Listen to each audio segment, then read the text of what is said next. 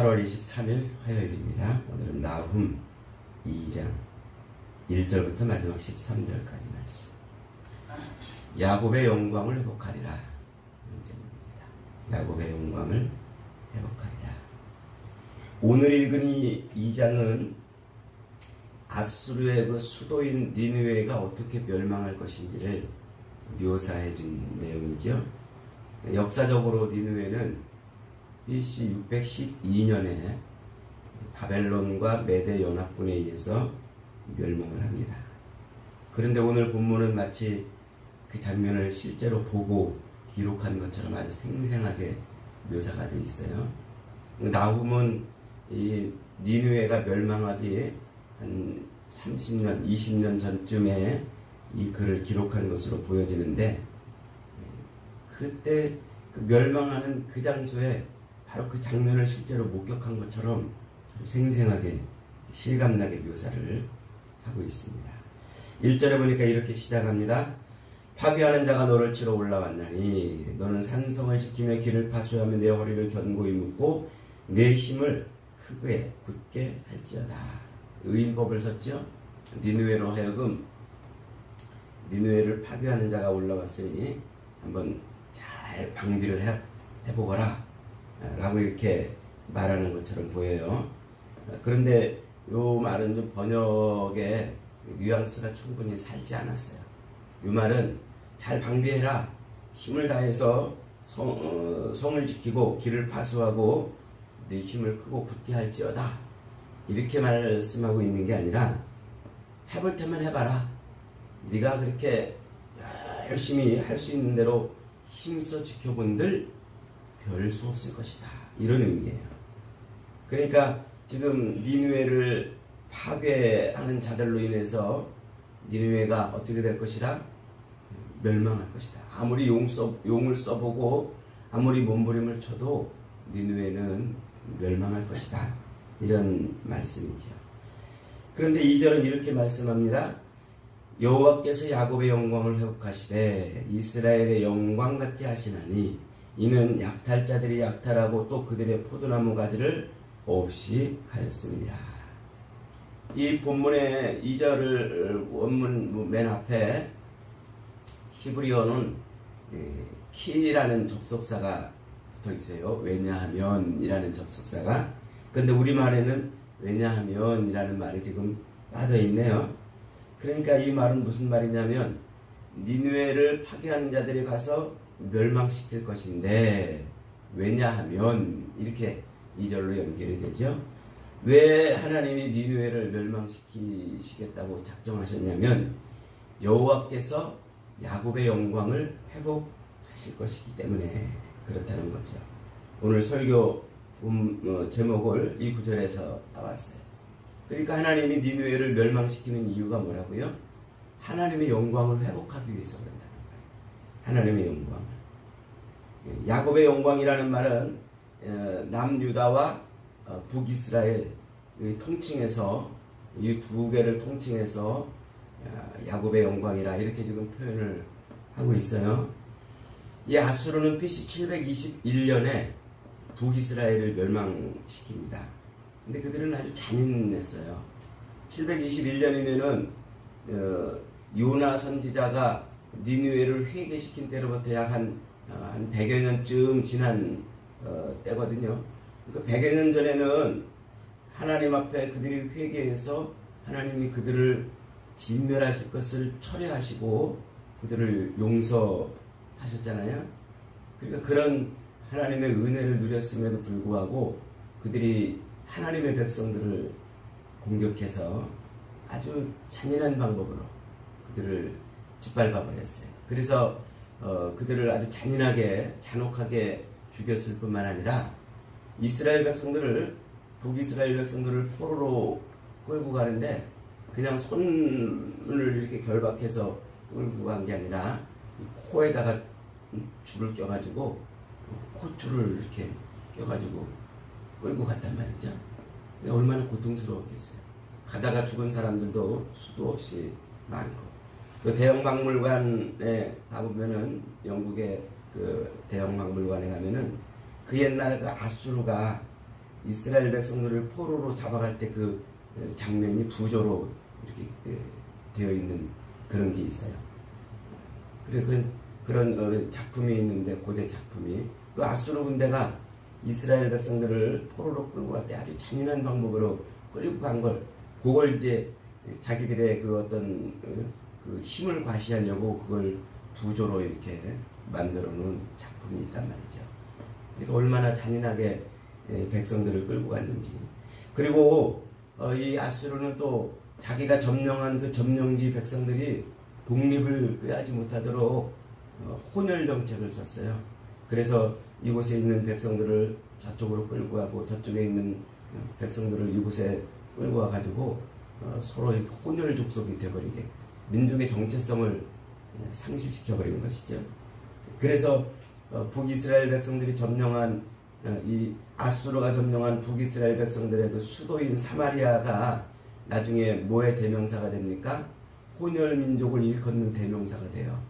그래서 사마리아인 그러면 이스라엘 피와 유대인의 피가 섞여 있는 족속을 의미하는 그런 지경까지 이르게 되는 거죠. 그리고서는 이제 이 북이스라엘을 점령한 지 20여 년이 지난 즈음 BC 한 700년쯤 돼서 아수르의 사네립이 이번에는 남유다를 공격합니다. 그래서 예루살렘을 유다의 모든 성읍들을 차례로 하나씩 정복해 오고서 마지막 이제 예루살렘에 다다랐어요. 그러자 이 히스기야 왕이 히스기야 14년째죠. 그때가 히스기야 왕이 왕궁의 모든 금은 보석을 다 거둬들이고 또 성전에 있는 금은 보석들을 다 훑어내요. 심지어 성전 벽에 이렇게 칠해놨던 그 금들도 다 벗겨가지고 그래서 전부 그런 금은 보석들을 모아가지고 사네립 왕한테 조공을 바쳐요. 우리를 제발 공격하지 말아라. 사네립이 그 금은 보석들을 받고서는 돌아가는 척 하다가 다시 군대를 돌이켜가지고 제2차로 또 예루살렘을 공격하지요. 그때 그 예루살렘 2차로 예루살렘을 공격할 때 그 선봉대에 섰던 장수 이름이 랍사게 장수예요. 근데 이 랍사게가 예루살렘 성을 포위하고서 얼마나 이스라엘 백성들, 유다 백성들한테 조롱을 퍼붓는지 말이죠. 지금껏 이 아수르 왕이 점령한 이 모든 점령지에 있는 신들이 그들 백성들을 구원한 적이 있느냐? 너희도 마찬가지다. 하나님이 너희를 구원하겠다고 구원할 것이라고 히스기야가 그러는데 그 말을 믿지 말아라. 그러면서 유다 백성들을 조롱을 하죠. 심지어 어떻게까지 조롱하냐면 이렇게 조롱합니다. 열왕기하 18장 35절에 보니까 민족의 모든 신들 중에 누가 그의 땅을 내 손에서 건지셨기에 여호와가 예루살렘을 내 손에서 건지겠느냐 하셨다. 이렇게 말해요. 그러니까 이 아수르는 북이스라엘을 멸망시키고 남유다를 멸망시키기 위해서 온갖 그런 조롱과 조소를 퍼붓으면서 공격을 했다는 거죠. 그러므로 오늘 본문 2절에서 야곱의 영광을 회복시키겠다는 이 말씀은 바로 하나님의 백성들, 아수르가 짓밟은 그 하나님의 백성들을 다시 회복시키시고 그들에게서 하나님의 백성의 지위를 다시 회복시키겠다는 거예요. 그리고 이 하나님의 영광이 땅에 떨어져 버린 하나님의 백성들이 하나님의 백성으로 존재해야 하나님의 영광이 드러나는 것인데 그 영광이 땅에 떨어졌기 때문에 하나님 스스로가 하나님의 백성들을 다시 회복시키심으로 하나님의 영광을 되찾겠다 지금 말씀하고 있는 것입니다. 3절부터 5절에 보니까 니느웨를 치는 군사들이 붉은 옷을 입고 번개같이 움직일 것이며 니느웨를 약탈할 것이라 이렇게 말합니다.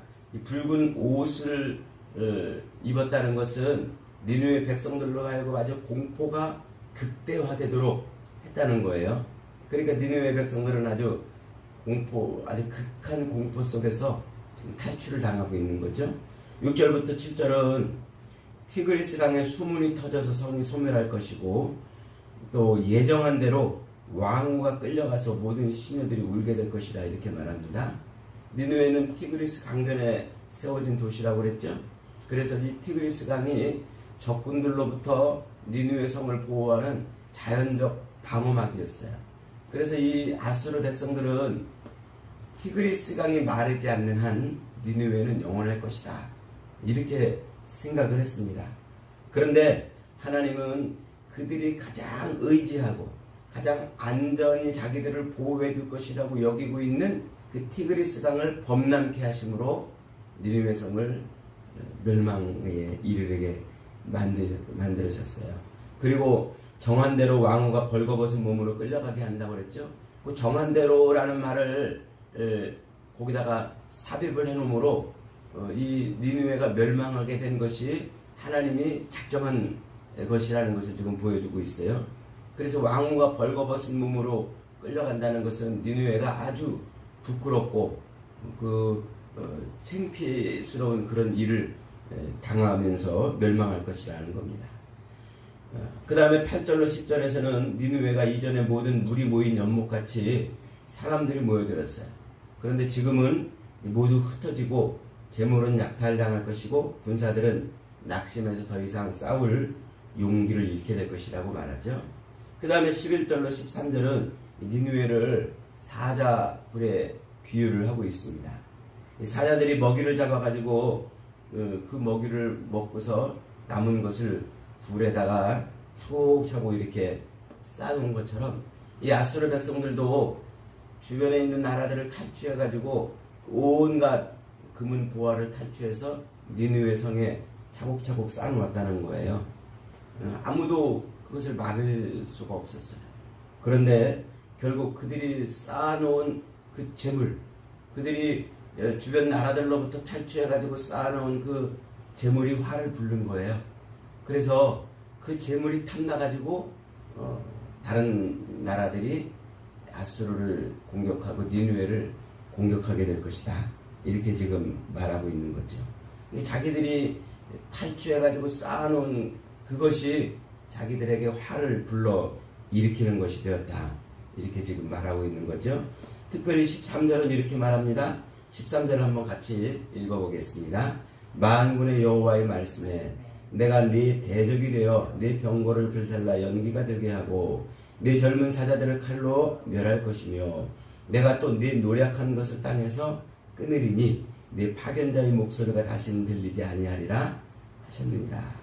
만군의 여호와가 지금 이 니느웨를 실제로 공격하고 있는 군사들은 이 신바벨론의 나보폴라살 군대와 또 이 메대의 군사, 이 연합 군대가 지금 니느웨를 공격하고 있는데 그렇게 실제로 바벨론과 메대의 연합 군대가 니느웨를 공격하고 있는 그것이 누구로부터 비롯된 것이라는 거예요? 하나님으로부터. 만군의 하나님. 그래서 하나님이 니느웨를 대적하고 있다는 거예요. 하나님이 니느웨를 흩으시고 하나님이 니느웨를 멸하시고 있다는 겁니다. 그러니까 여기서 이 만군의 여호와라는 말, 이 여호와라는 말은 이미 우리가 앞에서 이사야 선지자를 공부할 때부터 배웠죠.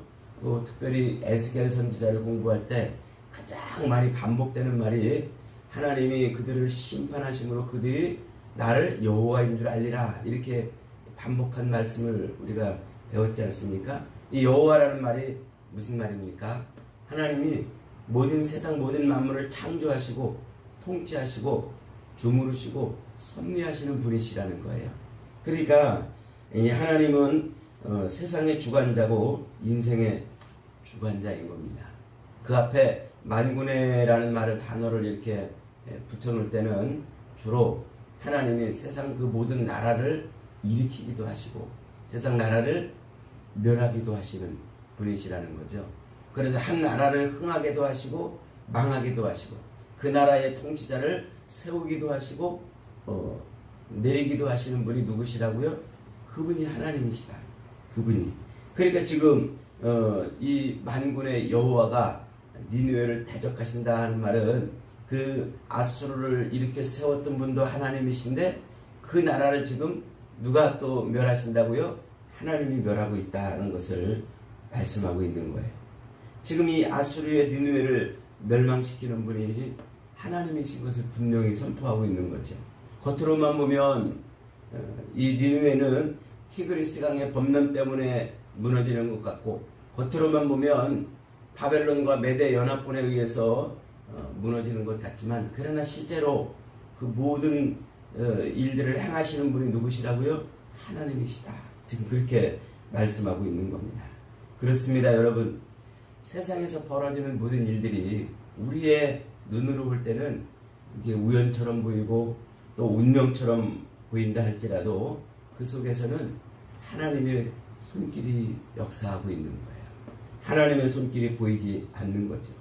그래서 그 하나님의 손을 보지 못하고 우리는 그 벌어지는 일들을 우연히 그렇게 됐다, 어쩌다 그렇게 됐다, 이렇게 표현을 하지만, 그러나 하나님은 창조주이시고 통치자이시고 섭리주이시기 때문에 모든 세상에 있는 모든 것들을 하나님 마음대로 주무르셔서 하나님의 뜻대로 펼쳐가시는 거예요. 하나님은 세상의 모든 일에 대해서 구경꾼이시거나 혹은 일부만 다스리시거나 혹은 나중에 심판만 하시는 분이 아니고, 하나님은 세상 모든 역사를 하나님이 이렇게 주물러 가시는 거예요. 왜 그렇게 하신다고요? 영광을 회복하기 위해서, 하나님의 영광을 드러내기 위해서 그러신다는 거죠. 여러분, 지금 우리가 이 땅을 사는 우리의 삶에서도 하나님의 손이 그렇게 우리 인생을 주무르고 있는 것인 줄 믿으시기 바랍니다. 세상의 모든 일들이 다 어쩌다 일어나는 일들이 없어요. 우연히 벌어지는 일이 없고요. 저 우크라이나 땅에서 러시아와 우크라이나가 전쟁을 하는 것도, 그것으로 인해서 세상에 기름값이 뛰고 또 곡물값이 뛰어올라서 여기저기 지구촌 곳곳에서 먹고 사는 문제로 또 신음하는 이런 일들도 다 그것이 하나님이 하시는 일이에요. 어떤 일이든지 하나님은 하나님의 영광을 드러내기 위해서 그런 일을 하고 있다는 것이죠. 그래서 우리는 우리의 삶 속에서 벌어지고 있는 이런 모든 일들을 통해서 하나님의 그 손길을 고백해야 돼요. 그리고 그 영광을 드러내야 되는 것입니다. 지금도 하나님은 하나님의 백성의 이 삶을 통해서 그런 영광을 받으시기를 원하십니다. 여러분, 지금도 하나님은 세상 모든 만물을 통치하시고 주무르시고 섭리하셔서 우리 인생을 하나님의 뜻대로 끌고 가고 이끌어 가시는 줄 믿으시기 바랍니다. 그리고 그 일을 통해서 하나님은 하나님의 영광을 드러내시는 분이신 줄 잊어버리지 마십시오. 오늘도 우리 삶의 주권과 우리 삶의 통치권을 하나님께 고스란히 넘겨드리고 살아서 하나님의 백성의 영광을 드러내고, 그러므로 말미암아 하나님의 영광을 선포하는 저와 여러분의 삶이 되어야 되겠습니다. 오늘도 하나님의 손에 우리 삶을 맡기고 하나님의 영광을 위해 사는 저와 여러분이 되시기를 주님의 이름으로 축복합니다. 아멘.